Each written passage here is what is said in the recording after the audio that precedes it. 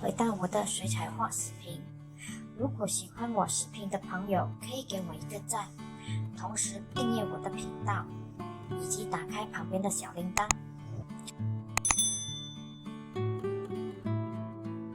最近团练兴起一股学习街景水彩画的练习，后来在大伙聊天当中才知道，原来还有很好用的 App， 那就是推堂，里面可以搜索到很多网友分享的钢笔淡彩素材，真的是看得我眼花缭乱。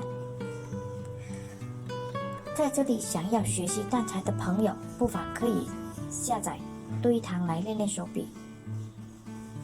那今天分享的水彩画就是在团练当中最新的一个练习题。其实在画完整幅图之后，我发现又把颜色给弄深色了，感觉我的手就是无法让颜色给淡一些。这幅图我使用的是温莎牛顿的水彩颜料，颜色方面看起来是不是比较艳丽一些？